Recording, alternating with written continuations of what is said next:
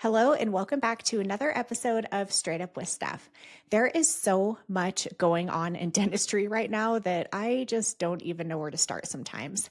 Today is a kind of a random conversation with my friend Tony about all these different things happening in dentistry. By the way, if you don't know, if you're interested in just one of the topics that I mentioned, I do have chapters, so you can skip straight to that chapter. But Tony Stefanou, he is in dentistry, he's a dentist, but he is the owner and CEO of a company called Connect the Dents. And what he does is he kind of does a bunch of different stuff. I don't know how he does all of it, but he works with practices who are looking to sell either to another dentist or like if a DSO is looking to buy a practice, he steps in and brokers those deals. He also helps different dental companies come together. If a company wants to acquire a different dental company, he kind of makes that deal happen. But with his experience, both as a dentist and now on the business side, he's got a really unique perspective on everything that's going on. So I kind of just wanted to pick his brain on what's going on in dentistry and not just what's going on right now, but what's going to happen in the future. I feel like we're at a really pivotal time in dentistry, and the things that are happening right now, I think are going to shape what dentistry looks like 10, 20, 30 years from now. Today, we talk about things like private practice versus DSO, also insurance. Like if a practice is an insurance based practice and maybe they want to start dropping those plans and go fee for service. Insurance reform also is a hot topic. I've done a recent podcast episode on that, which I will drop down in the show notes for you. We also talk about the tension between dentists and hygienists. It's been there historically, but right now it's getting even worse. And we talk about the new clinical position called the OPA, or the oral preventive assistant. If you haven't heard about that, please learn about it. I've done a podcast episode on that, which I will also put in the show notes. But that's something I think that has the potential to really kind of turn dentistry upside down. Because he deals a lot with selling practices, we talked about what makes a practice valuable when someone is looking to buy that practice, specifically the hygiene department. I have heard since I was in school almost 20 years ago that the hygiene department is a quote unquote loss leader or a necessary evil in the dental practice. It's my opinion, if you feel this way about your hygiene department, that it's not profitable, that you just have to do it because that's what brings patients in, you are not doing it right. And Tony tells us that when, let's say, a DSO is looking to buy a practice, they look at the hygiene department. They look at how long the hygienists have been there, how profitable it is, what the production is like in those hygiene departments, because that's going to dictate how much that DSO is going to purchase the practice for. That might surprise a lot of people, but that's how it is. And if you're a practice that wants to improve your hygiene department, Tony's got some insights on that as well. If you're curious about what's happening right now in dentistry or what's going to happen in the future, this episode is for you. So I hope you enjoyed today's conversation with Tony. Hey, it's Steph, and welcome to the Straight Up with Steph podcast, where we have real discussions around health and life and just trying to be better at both. Hello, Tony. Thank you for joining. It's good to be here, Stephanie. I feel like we talk a lot, but also we don't really have that much time to talk. So if that makes sense. And I've got so many things that I want to talk to you about today. But I guess first off, there's a lot going on in dentistry right now, and you're very connected and you kind of see the trends and you know what's going on. So where do you see dentistry headed in the coming years when it comes to private practice versus DSO? Yeah, I mean, it's a great question. I wish we all had crystal balls, but you do hear a variety of experts out there giving a real diverse range of where they see dentistry going with the DSO movement, so to speak, that started 10, 15 years ago and where dentistry is heading. And I think a lot of that was based on the fact that we've seen other healthcare verticals kind of go through this. Dentistry was one of the last verticals that, like private equity and the whole group thought process, came in when I saw that dentistry was a fragmented industry and it was kind of ripe for this. My feeling about it is I think I'm in the minority with this, but you go to the conferences and you go to different programs and listen to webinars and podcasts, and a lot of the experts are saying, well, dentistry's, because we're almost 25, 30% now, practices are affiliated with DSOs, that it's going to it's going to get to 100% or close to it, 80% or whatever in the next 5 years. You still hear that up on stage at these conferences. I don't believe that at all. I believe that what we're going to find in a few years is you're going to see kind of two verticals going on. You're going to see the independent private practice, and they're going to be next to the affiliated DSO practices, and they're going to coexist because there's room for both, so to speak. I think we're going to get to, for a number of reasons, I think we're going to get to about double where we are now. I think we'll see maybe 50% or 55% of the practices be affiliated. And again, I'm saying with DSOs, but I'm using DSOs in a broad sense because there's the traditional DSOs, the model that really started and was kind of like many groups came in and took on that traditional DSO model of purchasing the assets of a practice, and then the dentist stays on X number of years and you get some rollover stock in the DSO and all that. But there's also been, and we'll talk more about this probably in a few minutes, but there's alternate models that are out there now. And there were a lot of reasons why the alternate models came about. But the truth is, there are a lot of practices that would not fit the DSO thinking and model in general, since a lot of them are private equity owned. They look at larger practices, they look at certain geographic areas. Dentist has to stay aboard X number of years. They look for practices that are doing mainly bread and butter dentistry, restorative prosthetics, and hygiene oriented. And there's a lot of practices now, that are out there that, they're focusing on things like Invisalign and sleep apnea and all these other things. And we're heading in dentistry towards a lot of these other types of programs that are being incorporated into private independent practices. And so DSOs don't want them. They don't want part-time practices. They want insurance-based offices. That's another thing. They want insurance, not Medicaid, not fee for service, but mainly insurance offices, PPO stuff. There are a lot of practices that are still going to be handing down to generational dentists, their sons or daughters, or whatever that might be. Then there are a lot of international dentists that come over and they graduate, they practice in certain regions, certain cities where they're treating really their own cultures, so to speak. So all of those things kind of added up, and there are going to be some dentists that will never sell to a DSO. So when Hmm. you look at all those reasons, we're not going to get beyond that. But I think the most important reason that we're going to see in a few years that it'll be kind of like a 50-50 split. It's not going to go that much higher than that is because I think something else will come aboard. There'll be another model that'll come in. That's all I can say. Another model will come aboard because there are some flaws in the DSO, a traditional DSO. And again, that's why there are altered models right now. But I think for the most part, there are reasons why the DSO thing also took off. And there are indications in times when a dental practice should be affiliating with DSO. It's actually best, it's the best thing, best choice. And other times when it's certainly not. So what we're going to find, I think, in a few years, because of the fact also that just like in any, no matter what it is that we're talking about in the world and business, there are models that come aboard and after 5, 10, 15 years, they do their thing and you start to see, hey, maybe there's something better. And I think that's where we're heading. And what that is, I'm not really sure. I have some ideas about it, but I'm pretty certain that we're not going to continue to see what we're seeing right now so that 80% of the practices become affiliated. So, when it comes to a practice owner or dentist wanting to affiliate with a DSO, is it common for that dentist to stay on and work for that DSO for a certain amount of time? The reason I ask that is because I was at a practice for a long time and they decided to sell to a DSO and then they basically were employees. And I was like, that's weird. Like, I just didn't realize that was a thing. Is that pretty common?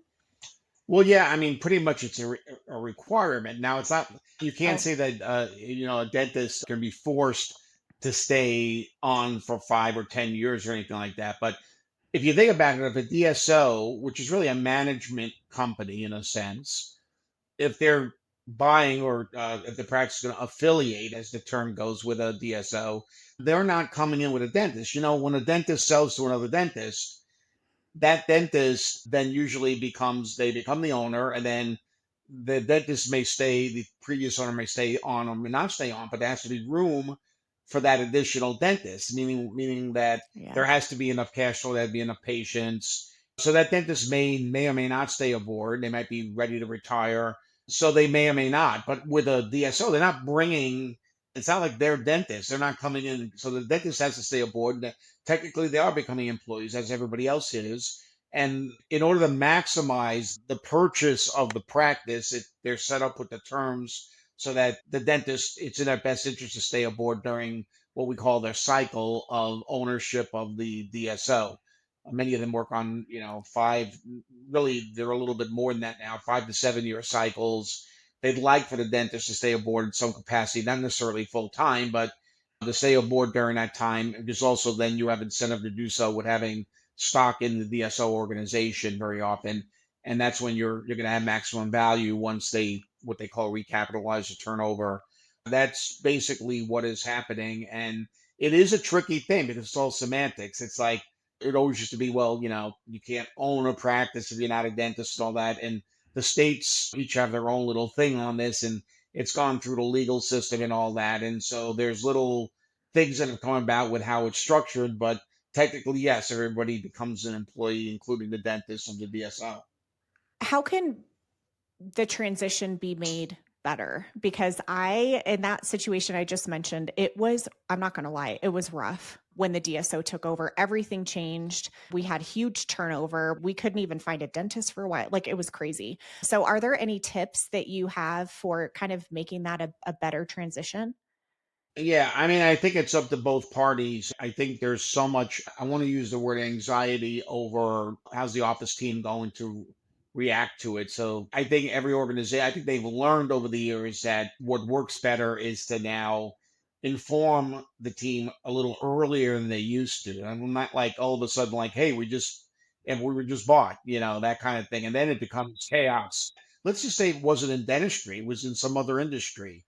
If you're working for a company and you don't know anything, everybody's blind, and then you wake up one morning and you open up your computer and there's an email saying, "Hey, you have new employers."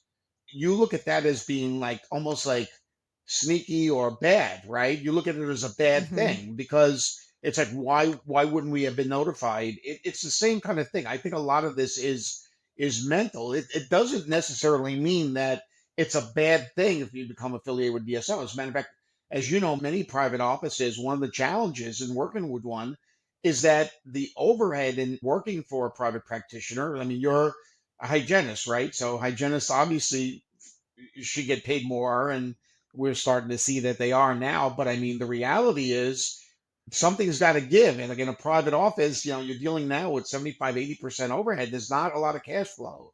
It's not easy to just give everybody raises. And as they continue to work in an office, based on your clinical experience as a provider, I'm talking about hygienists right now. One of the things that you have to look at is it would be a lot more positive from a mental perspective if people it got to the point. Now, also understand, hey, a deal's not done until it's done. So if you tell an office team that you're doing this like a month in advance, may not go to the finals. So you have to find that sweet spot in notifying everybody as to why. And then it has to be the dentist owner and the organization that's coming in to do that together, to show that they're in sync with one another, and to show the benefits to the rest of the office team. Be very honest about integration because that's one thing we still see sometimes is not, especially with the office, the front desk area, the office manager. The biggest change is going to be very often the software integrating into centralized systems, which is very disruptive. And Yeah. that's the big thing that I think people get upset about. And if it's not honest up front, like, oh, it's not, you're not even going to notice it, it's not that big of a deal. Truthfully, if it's done right, the patients aren't going to notice that much. The office team has to be aware of the fact it may actually be a positive for them down the road because there could be opportunity to work with the organization on a larger scale. They generally have more money. You're going to get your benefits and your pay, and there are other things that can benefit you, but it has to be presented in that way at the very beginning. And you have to be very, very honest about integrating systems into the centralized programs that most of the DSOs have.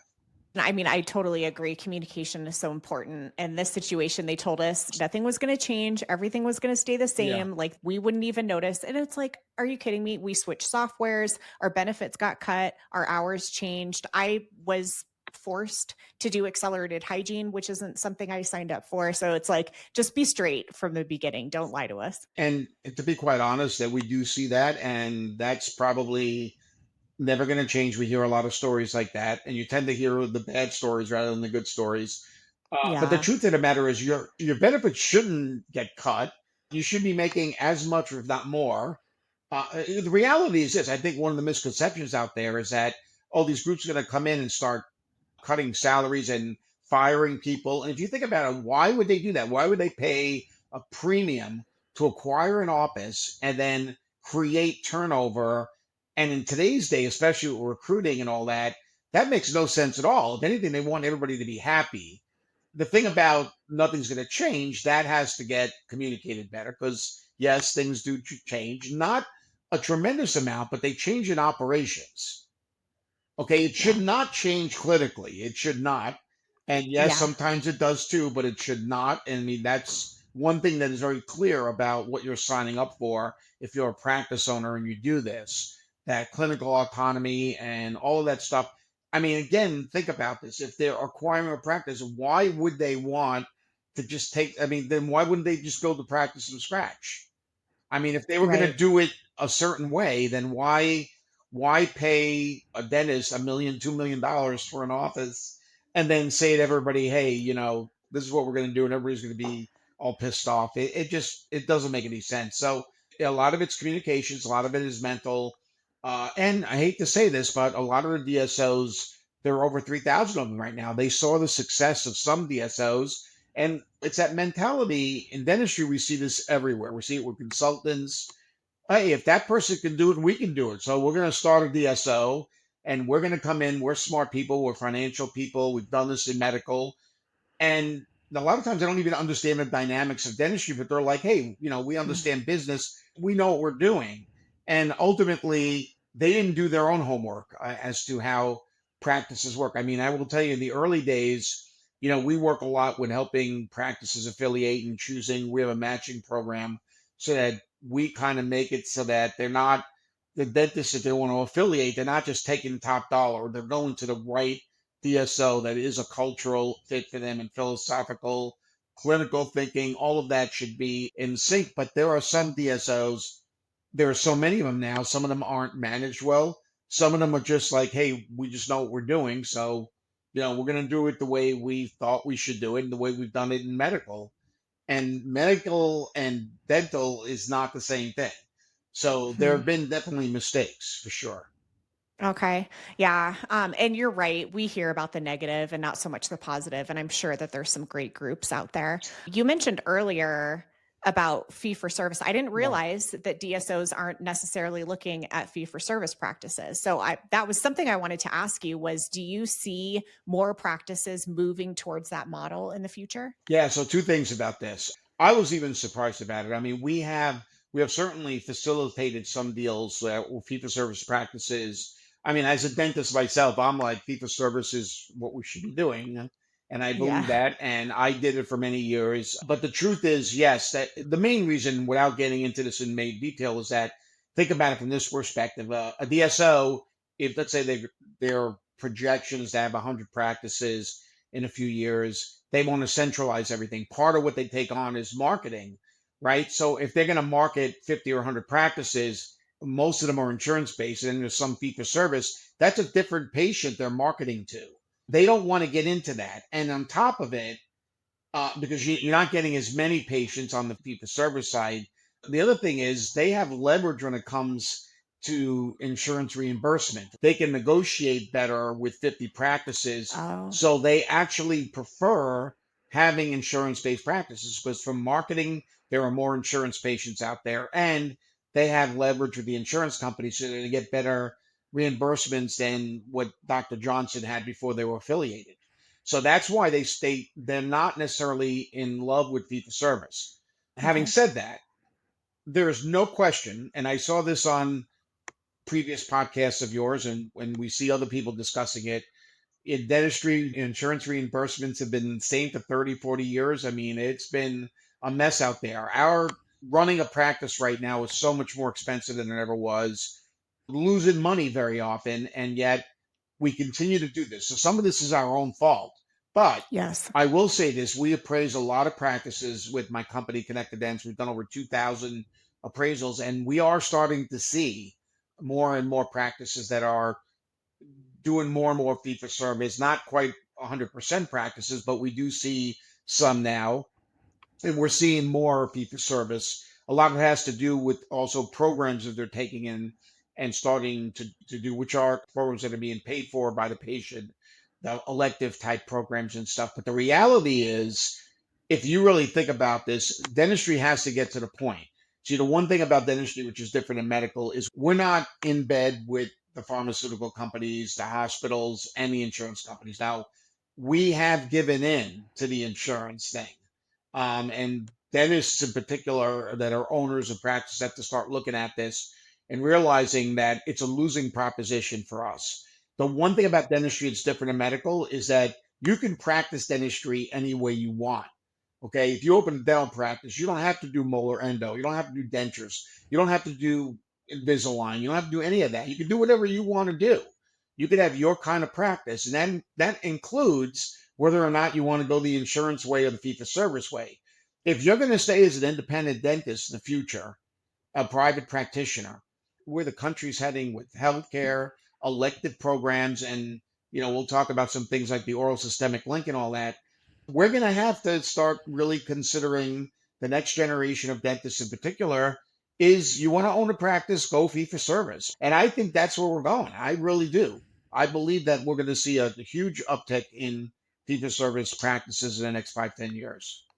I really hope so. I actually just put out an episode on dental insurance reform, and I've been hearing about dental insurance since I graduated hygiene school, like 20 years ago, and it's still a problem. And I do think that we have been complicit for a long time, and it's going to take, we kind of got to dig ourselves out of this hole that we've created, you Look, know? we can do it. I'm sorry to say this, but we can do it. There's enough, there's still going to be enough insurance-based options for patients. But you think about it even as a patient, right? I had a health scare 7 years ago, and it was a serious episode I went through, and the medical system failed me because of the insurance situation. I was forced afterwards to go through rehab, and I had to go through, and I still am regularly seen by a cardiologist. And I was given a cardiologist referral based on my insurance, and I went to two or three of them because they took my insurance, and none of them could figure out how to get me under control. I ended up going to a fee for service concierge cardiologist who I still see, and here I am, a health professional myself. I am paying 100% out of pocket for every visit. And Yeah. he saved my life. And you know what? It's your health. There are enough patients out there that will go and pay and will go see dentists and hygienists in dental offices that are private offices that are fee for service, and they will go. And that argument about that they won't pay is baloney. It's Yeah. a matter of us making it happen. It's a mindset in dentistry that has to change. Yeah, I worked for a fee for service practice for almost 10 years, and it does work, and it was very It works. successful, and our patients Yeah. were happy to pay. And me as a consumer, just like you, Tony, when I see a medical provider now, I barely ever use my insurance card. I'm like looking for the best, and I know not Sure. everyone's in the position to do that, but I think Yeah. that's the way to No, go. I understand that as well, but I'm just talking Yeah. about we went so far to the extreme of giving in to the insurance companies. I mean, you just look at dentists and hygienists agree on this thing in particular. Somebody made up it was insurance, right? Somebody made up, oh, you could only get a prophy done every 6 months. Yeah. That drives me nuts to this day. Like, who made that up? Somebody made it up. It's They not just pulled real. that out of their ass, It's right? not real. It's a Yeah. financial decision that was made by insurance companies, and we have accepted it. We'll get upset about it, but we accepted it. The patients have bought in, and we bought in, and that's our own fault. I'm sorry, but we've got to change it. Yeah, no, I agree. Going back to, because I know you do a lot with like selling practices and you know what people are looking for. How important is the hygiene department when it comes to practice sale?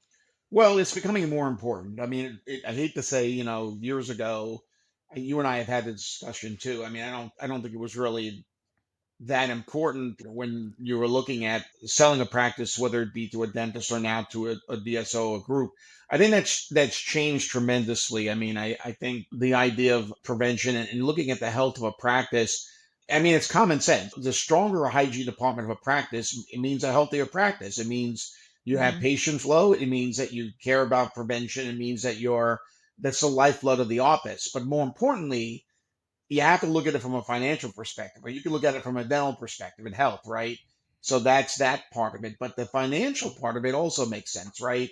I mean, the reality, and we always talk about this when we teach programs on practice appraisals and stuff, but you have to learn how to differentiate, right? And if someone's going to buy a practice and they're looking at two practices, they have to determine which practice is the better buy, the healthier practice, the better practice for them to build their careers on. And whether it be a bank financing a deal or just a dentist trying to evaluate an opportunity, if you have two practices both that are collecting $1 million and one is doing 30% in hygiene, one is doing 15% in hygiene, it's a no-brainer.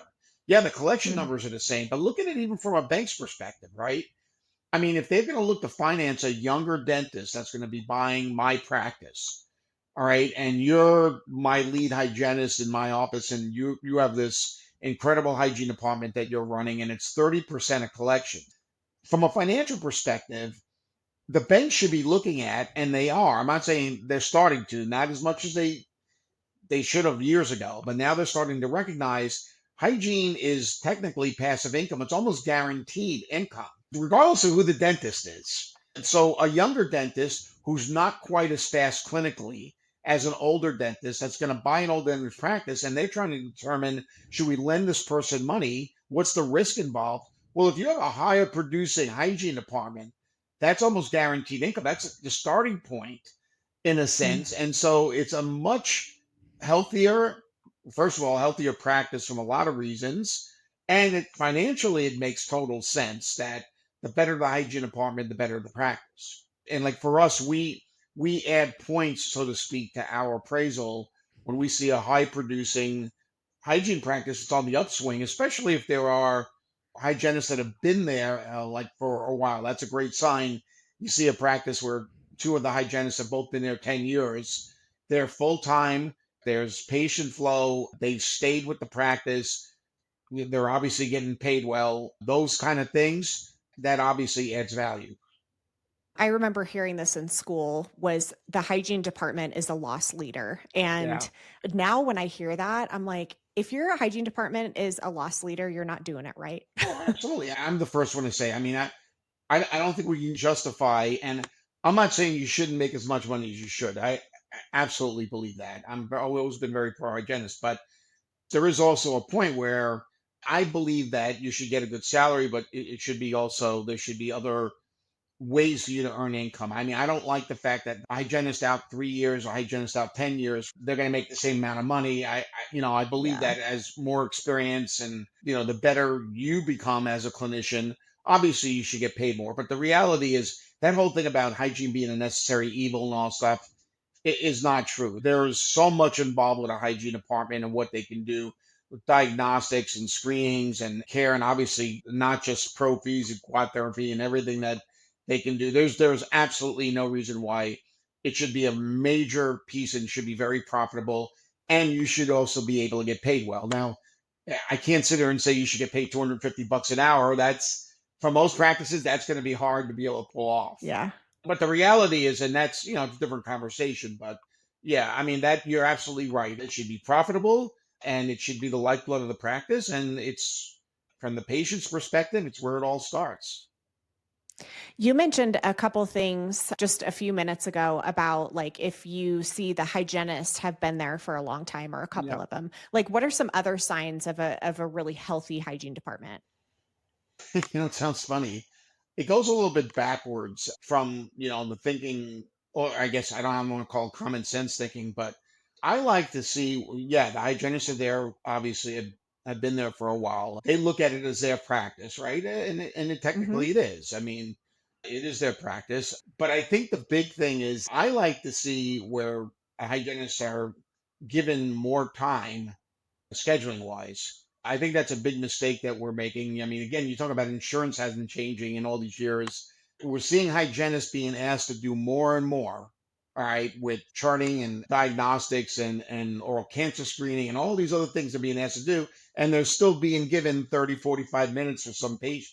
I mean, I like to see it so that you see a healthy collections from a hygiene department as a percentage of overall collections of the, and I like to see it when we see hygienists seeing actually a few less patients a day than they would have in the past. I think you're more profitable if the hygienist is given, and just as an example, I mean, an hour instead of 45 minutes. That makes a huge difference to me in terms of patient care and in terms of profitability. Everybody thinks opposite. Oh, but they're seeing less patients. Yeah, but that's not really the way it works in reality. Yeah, and two, it's like when I was practicing full time, part of my job was setting the dentist up for success for treatment. And I needed time to talk to the patient about this Totally. fractured tooth or veneers or like whatever. But it's like when you're cutting our time, I would imagine some clinicians are like, yes, I see a fracture on number 31. I don't have time to talk to them about it. So, like, maybe we'll get it next time. It's such a Right. short sighted view when No, it they just doesn't make keep it. cutting It our actually time. really doesn't make any sense. I mean, everybody's always in about, well, the more patients you see, the more profitable you be. That's not true. I mean, is it? It's not true for the dentist either. I mean, so what are you going to say to the dentist? Oh, you're going to do this all on four treatment, and oh, you know what? Do it in an hour instead of yeah, I don't know. I mean, I don't get the whole thing. I mean, I look at it from even perspective, like going back to my own health and going through the system and all that. I'm seeing a physical therapist now for an injury. And I originally was thinking, because I remember years ago, I was seeing physical therapists and it was like a 30-minute appointment. And now I'm doing like 60-minute appointments.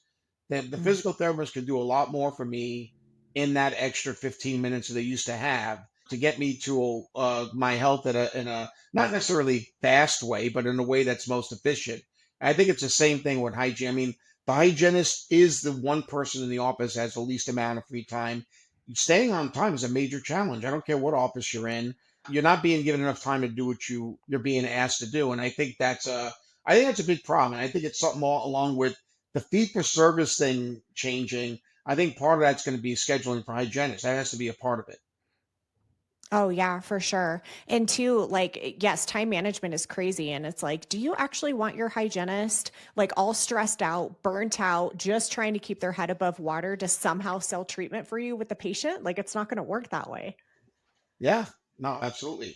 These are conversations that have to continue rather than looking at the friction between dentists and hygienists fighting over this, and this. I mean, this is an easy thing to me that you should be collaborating on together for the ultimate goal of not only the health of the practice, obviously it's patient care, but both of those things it could be a win-win. Yeah, for sure. So if an office maybe isn't at 30% and wants to get there, how do you recommend that they start to improve their hygiene department? Well, I think one of the issues is, I mean, we generally see hygiene departments. I'd say on average, they're probably between 15 and 18%, which is not very high. We're starting to Hmm. see more. Obviously, the higher collection offices, we're seeing them in the 20s now. We very rarely see a 30%. Interestingly, I remember many years ago, I had taken a bunch of courses with some experts in looking at the health of a practice and all that. And somebody once brought up, I forgot who it was, but actually showed this to us, didn't just make this up, but said that if you actually allow the hygiene department to treat all the disease that comes in the office, that they're capable of working on that it should be almost a practice should be almost 50% hygiene. Now I've never seen, well, I saw one practice in the Northeast where it was almost close to that. And I was like, it blew my mind. Wow. But the truth of the matter is, how do you do it? Well, I think part of it is you're not going to have a 30% hygiene. Usually not. If you don't have, you have to have more than one hygienist, I think, Hmm. operating. And I think the real key to it is there has to be some standardization, not forced standardization, but they have to be in sync with one another too. I think one of the problems we find, right, is we almost see that we sabotage one another, right? The hygienist and the dentist don't see eye to eye on treatment planning and stuff like that. And It's that whole thing. Well, the dentist, and I don't understand why we do this. I never did, but I can't imagine going in the room and saying, "Yeah, we'll just keep an eye on that," and that just kind of throws away everything you've worked on. But I also think hygienists in offices, there's that they're not in line with one another either, and I don't think a practice as a practice can do well when you have Stephanie and Jane in operatories next to one another, and you're really not in line with what the other one is saying. There's Yeah. that synergy that has to go on in order to get a practice to 30% of a buck. So it's the dentist hygienist dynamic, and it's the hygienist dynamic, and then scheduling is the other part of it. I think that's the big issue, and I think technology for sure. Technology is not just about just being smarter. Technology is about being more efficient, and I think technology has to be used in that way for those reasons. I mean, unfortunately, again, we're in a mindset because there's a lot of overhead in a practice that a dentist is covering that, you want some technology that'll help you, and yet the dentist is looking at it like an investment. And here goes another investment into this. And they say investment, but they really just mean spending money, like not Yeah. wasting it, but spending it. So again, that's where the breakdown occurs too. So scheduling, technology, standardization, like having a philosophy that hygienists that work together, they work as a team. And by technology, do you mean like laser and things like that, or like AI computer programs Yeah, I mean or AI, scanning? lasers, scanning, anything, diagnostics, a lot of stuff that you can lump. I mean, technology is a broad term, but I mean, there's a lot of things, and you are being asked to do more and more of that, obviously. But again, in the same amount of time, and that just makes things more stressful, right? I mean, look, I hate to say it, but a patient can pick up when the hygienist is stressed. That's a big problem in mentally for them then to accept treatment plans when they're like, oh, they're trying to get through this appointment, and they're kind of like, maybe they're skipping something they should be doing. And you're not doing that because that's not the way hygienists work. But I'm just saying all these things kind of add up. And I think that technology can make things a lot more efficient, but you have to have the time to utilize it. And the dentists have to look at it as, again, not as spending money, but as that investment to getting. And I think the goal should be 30%. I think 30% is a good Yeah. goal that the average GP office that is employing, let's say, two hygienists, 30% is what you should be shooting for. We don't see many offices with 30%. Okay.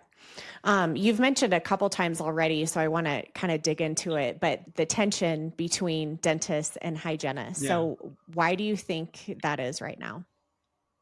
It's multifactorial, but I will say both sides are at fault. And I really believe Yeah. that. I think that it starts in organized dentistry. I really believe that. I'm not here to get overly political within dental, but you have the ADA, you have the ADHA. You go to an ADHA meeting, they're talking about how the dentists are, bad people and all that. They're not saying that directly, but I mean, it's But that kinda. it goes on a lot, and I can't tell you how many times over the years that because I'm out there, I go to a lot of conferences. Obviously, my company's all about networking. We do a lot of that stuff. I introduce myself to a hygienist, and I'm a dentist. A lot of times they're like immediately they don't want to talk to me very often. I'm like, how can that work in a profession? I mean, Yeah. there's something along the way got sour, and it's all about money ultimately. It's about money. And look, and here's the bottom line. I mean, if you interviewed a number of hygienists, I don't know how many states there are now where you can have your own hygiene practice. There's a handful of them, but if you interview those that have gone into practice themselves, when they start to understand what running a practice actually means, I think it becomes easier. And I really believe that the only way we get over this friction between us is, first of all, the dentists have to be able, there has to be mutual respect, right? I've heard hygienists even say, I can do what that dentist does. Well, you could, but you have to go to school for that too. It's like, I Yeah. mean, nobody says that you can't be a dentist. And yes, are you better at what you do? Yeah, you are technically the specialist. So you're the expert in prevention. We have to respect that, right? We have to respect each other as providers. I mean, I remember early days of the DSOs. They all come from medical and financial backgrounds. They started when we were doing appraisals. They were like, well, what are the doctor's production? I'm like, well, here are the doctors, here are the hygienists. And they'd be like, no, I want to know the doctor's productions only. Like the hygienists, they looked at them as assistants. They didn't understand that hygienists are providers. I mean, it starts with the basic stuff. There has to be mutual respect that we're both providers. And then I really believe that it's up to the dentists, practice owners, to really, like, if I was employing you right now in a private practice and we saw that there might be a good reason for us to work together, I would really want and expect you to really sit down with me and take a look at how what's going on with the practice. Like, read a profit loss document, like see where the practice is financially, so that when you have to make decisions, like, hey, Dr. Tony, I'd like to get a laser for the office, and I'm looking at it like, well, what do you need a laser for? That's going to cost me 30 grand or whatever. It has to start with understanding that if you're going to work in an office, you're a healthcare provider, understand the finances of how a practice operates. So you can see why maybe it's hard to get a raise right now, or why something that you want to bring in the office is being shunned. But get on the same page. Show interest in the practice being more profitable, understanding how it operates. And then the dentist has to have that understanding that the hygienist is the lifeblood of the practice. They're the ones where treatment planning starts. They're the ones that do the initial work. And there has to be that mutual respect. And I think that along the way, whether it was organized dentistry or whatever it is, people started to say, "Hey, you're not getting paid with your work. You're not being, looked upon or whatever." And we just started fighting with one another. And then the dentist has to stop, like, not taking your suggestions is in front of a patient in particular. I mean, dentists are not good, still with communications very often and leadership style. And they've got to get better in developing those skills. They have to get better in business skills, communication, and leadership skills. When they improve that, and then there's that mutual respect that occurs, and I think things change, and it has to change. It has to change. Yeah. It's a mindset. I hate to say it any other Yeah. way. It's a mindset. Yeah, and I agree. There's definitely fault on both sides, but it all starts at the top. Whoever Oh, the I agree. practice owner is or the dentist, Yeah, like it's imperative to learn how to lead a team. And I've worked for so many absolutely. that just don't have that skill. And it's Mhm. like the shit rolls downhill, right? So if it's shit at the top, it's probably not going to be a great practice. Well, where does it start? I mean, it starts in the dental schools too, right? I mean, let's face it, I've been in dental school almost 40 years. And I can tell you that if I looked at the curriculum right now where I graduated at Tufts, I would say that other than technology, obviously the types of procedures that I did are not, I mean, we were doing amalgams and more denture work and stuff like that. That's what it was, right? But the curriculum itself is not that much different. I mean, I still can't understand how a 4-year dental program doesn't have several semesters of business communications, leadership development. How is that not in the system? I mean, I guess if you look at it from school in general, right? I mean, if you look at kids growing up and going through the school system, how are they not taught how to understand how money works? How are they not Yeah. taught those kind of things, like how to save or understand compound interest and all that stuff? How do we not teach people these things? In dental school, it starts right there with them, right? So how are they going to come out and run a practice and have leadership skills when all they're doing is being taught clinical, right? Yeah. Yeah. Mhm. And I guess that's part of the allure, right? With partnering with a DSO is they can kind of take care of that or at least help you, like coach you. And that's why I'm saying there are practices where the DSO, whether it's just the stage of the age of the dentist or whatever you may be, but the truth of the matter is, yeah, there are some really, really good practices that have excellent hygienists, excellent dentists, but they're not run well. They're out of control with overhead. And you know what? There's a reason there to actually affiliate with a DSO that's going to handle things. I mean, look at it from this perspective. How many practices have you been in that, again, the dentist is great clinically, the hygienist is great, and then they have Mary at the front, and I'm not bashing Mary in particular, but Mary's at the front who's been there 25 years, has not adapted to change, is not really a great personality, but the dentist is scared to death to fire her because the one thing they don't like to do is hire and fire, or they're scared to death of doing it. They hate it, they avoid it. And so the practice is a complete mess because the dentist doesn't, from a leadership perspective, isn't really running the practice the way he or she should, right? So these things are all been sitting around like this for decades now, and that can't happen anymore. I mean, if private practice and independent practice are going to survive, these are the things that have to change: hygiene, hygienist dentist relation, scheduling, handling overhead, understanding what your profit loss document looks at, and where you can, how you can target certain areas of the practice to increase profitability and cash flow. You got to be better business people, you got to be better communicators, got to be better leaders. We all know that, and we're starting to see a little bit of improvement here, but the dentist hygienist thing, that's still pretty ugly right now, and it needs to improve. Well, something too that's relatively recent is this OPA initiative from the American Dental Association. So, and for the people who don't know, the OPA, it's short for the oral preventive assistant. It's a Yeah, new clinical position that the ADA has come up with right. to supposedly help with the workforce shortage. And it's basically to train dental assistants to do some hygiene duties like super gingival scaling and probing. And we've got hygienists right now that feel very threatened. They feel like they're being pushed out of the industry. They feel like they're not being valued. And I just wonder, like, in a few years, are we going to be seeing more and more of these OPAs running around and less hygienists? Like, what's your opinion? Well, I don't. My opinion is I don't think it's a good thing. I think Yeah. it's overcompensation for what's become. Well, the hygienists are demanding more money. We have a shortage of them. The clinical setting and the private practice setting is not a place they want to be in anymore. So let's do this now and piss off the rest of them. I don't think that's good. I think it's like two wrongs. They're trying to make two wrongs to make a right. So Yeah. now they're looking at it like, yeah, well, this is the solution to that issue. But is it really? I mean, if then you have another group of people that are going to be at odds with another group of people within the dental office. So how can that possibly work? I mean, from my perspective, it's a disaster waiting to happen. I don't see the reason for it. I think we need to work on the dentist hygienist relation. We need to get more into a fee for service mindset. Look, Hmm. hygienists, let's be honest here, right? Hygienists want to get paid appropriately. I completely understand that. They are much more than dentists, and I'm saying that as a dentist. They're much more about making sure they want the patients to be healthy. Ultimately, that's their goal, and yes, they want to get paid appropriately for it.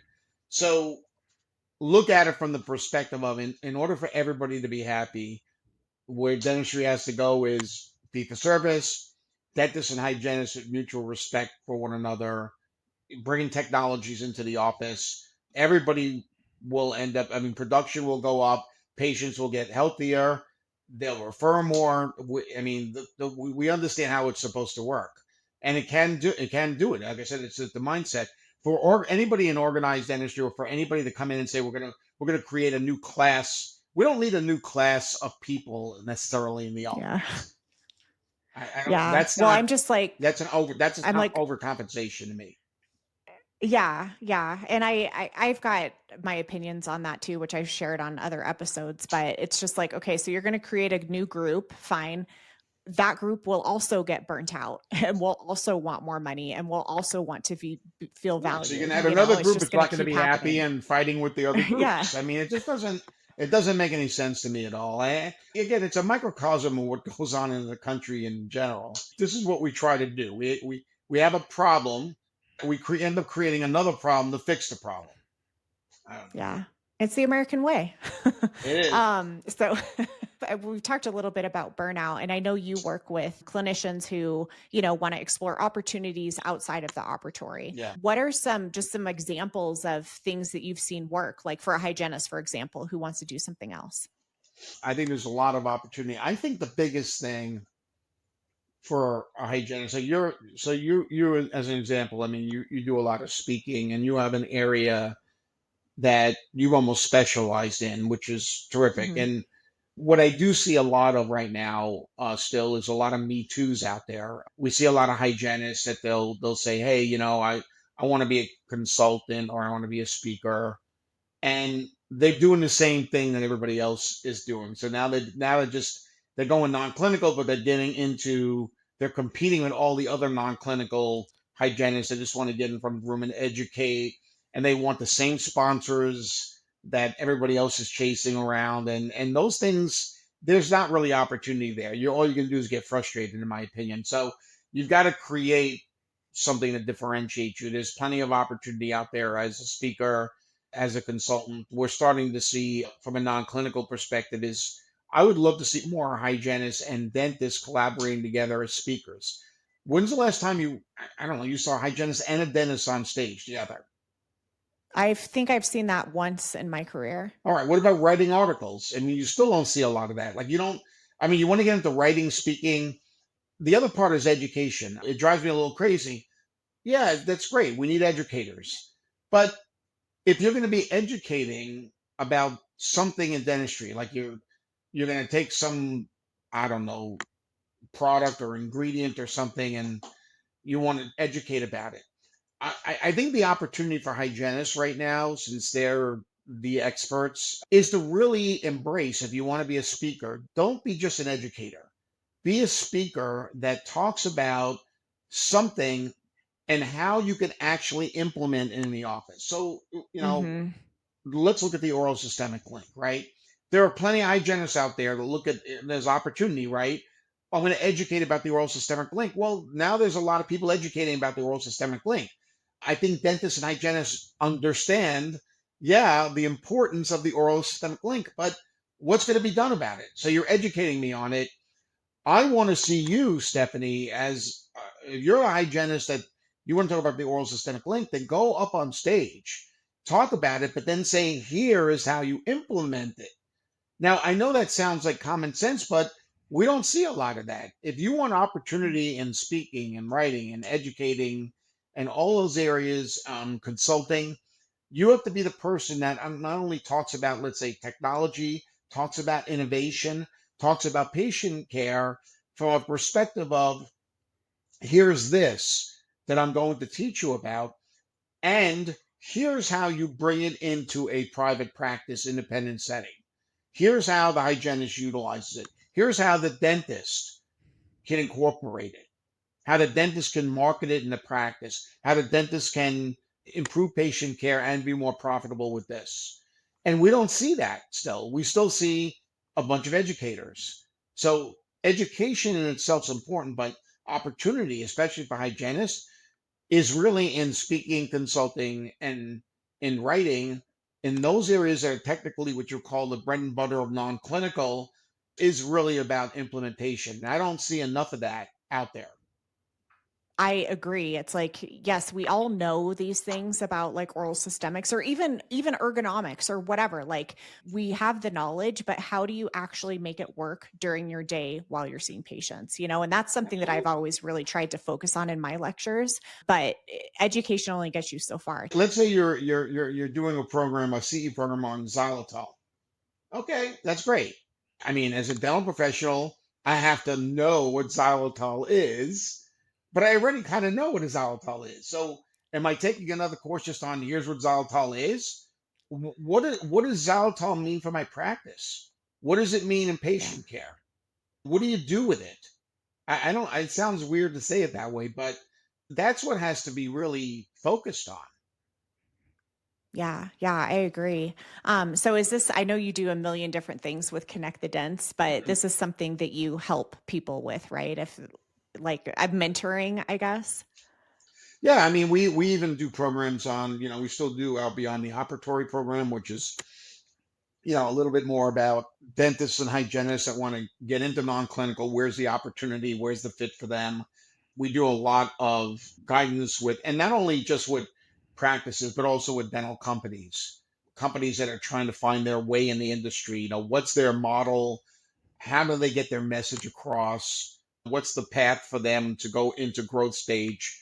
So I think for hygienists and dentists, in terms of personal growth and development and all those things, and we really try to work with assisting and guiding people in, and really because ultimately I think all of us, whether we're practicing or not at this stage in our careers, I think all of us are very proud of the profession we chose. We love dentistry as and without sounding corny about it, but we do love dentistry, and we want to see it improve. And I think one of the things with connected dents is how we make our money, so to speak, is transactional stuff like two companies that might want to buy one another, or a dental practice that wants an appraisal or wants to get matched and negotiate a deal with the DSO. I mean, that's how we really make. But from our perspective, it's also about putting people together in the industry. The old saying is not just what you know, it's also who you know. So Yeah. networking is very important. We try to connect people with each other that might be able to help your career, whether it's with a job or a speaking engagement or a consulting gig, or just in general, like you're like-minded people, which then from the mindset perspective helps people grow as well. So those things are really important to us as a company, and we're going to continue to do more of that stuff because ultimately that's what the profession needs. Yeah, I'm glad you mentioned that workshop. I've taken your workshop on practice valuations, and that was awesome. That's a great way to just make some extra money too. If anyone's interested, I'll put the links for all of Tony's things in the show notes. But before we close out, is there anything new that you've got going on this year that you're excited about? Yeah, I mean, we're about to launch something called the Dent Workers Circle. We've trademarked the name Dent Worker. We've hosted a lot of networking events at different trade shows and conferences. We're going to be doing more of that, but now we want to take it to another level. We have a lot of people that they're almost like regulars now. It's like, like you open up a restaurant, you have your regulars come in, and for the once a week they eat dinner there. We have people now that kind of like hanging around with our group, and when we host events, and people like you said, they want to get into non-clinical. We're seeing a lot of hygienists and dentists that are starting their own companies. They've developed products, they have patents on products, things like that we didn't see years ago. Well, Yeah. they've got to get to know more people in the industry. So we're going to be launching something called the Dent Workers Circle, which is going to be kind of a limited group of people that want to mastermind together, also are interested in taking business courses, personal growth development courses, come to networking events, be able to invite people, get to meet more people. So it's going to be kind of a multi-benefit program where people can kind of get more exposure and get more out there in the industry than they normally would. And so that should be launched pretty soon. We were going to launch it a couple of months ago. We're kind of tweaking the program a little bit. And then the other thing we're doing is there are a lot of dental companies out there that are looking to grow by also acquiring other companies. There are too many dental companies in the world. I've always said that. I mean, there are literally, I don't know, 1,000 dental manufacturers. I don't think we need 1,000 of them. Wow. So what we're seeing right now is a lot of the mom and pop operations. They have nowhere to go. They can't really grow. So we want to be able to help both those people who want to stay in the industry, but running their own little company with one product doesn't always work. So we want to be able to match them together with companies that might be technically competitors to them, but kind of merge and join forces together in a synergistic way. And so we're introducing a program called AMP, which is for larger companies that are looking to kind of absorb and bring in, and I don't mean absorb and like spit out, I mean kind of bring in and take on the leadership, almost keep the companies intact, let them still operate, but now can provide them resources to grow with the products they offer and do that from an acquisition perspective. So, we've always had the new things that we're working on, but the business workshops, how to evaluate dental practices, beyond the operatory, which is the non-clinical workshop. And then we do the how to sell the dental offices, which is for consultants and sales reps that want to understand how to get their product or service bought by the dentist and understand their way of thinking when it comes to decide where they spend their money. And we've been doing that program a long time, and it's been terrific. And I still love to do that. So those things are all going to stay as they are. And yeah, we're gonna keep offering whatever we can to make it so that we kind of push the profession into the new age, and do what we can to going back to what we started with. Is my hope is that we get it so that dentistry does stay where a large percentage of the practices are private and independent. The ones that have to affiliate, those make sense to do that. But then we have for the patients and the people in the community be able to choose what kind of dental practice they want to go to. The fee for service model in particular is important. So those things are all, I guess, they're all related to one another. But that's what we're working on, and we're going to continue to expand. I don't know how you do everything that you do, seriously. I remember when I first started a few years ago, you impressed on me the importance of networking, and I had no idea how important that is. But it's like you could have the greatest service or the greatest product in the world, but if people don't know you, like, who cares? And you're one of the best people for connecting. So, anyway, thank you for everything that you do. Took me a long time. I mean, it's probably because I'm a New Yorker and I don't sleep as much as I should, but that's changing. But it's been a fun ride, and I'm going to continue to do it as long as we can do it. But yeah, and you and I have known each other now a number of years, and you've done some great work. So I'm very proud of you. Oh, thank you. Well, I'll put all of your contact information and links and everything down in the show notes. Thank you so much for your time today, Tony. And I do want to have you back on to talk about oral systemics because Yeah, that's a whole nother absolutely. conversation. Anytime. Okay, cool. Thanks. Awesome. And thank you everyone for listening, and we will see you next time.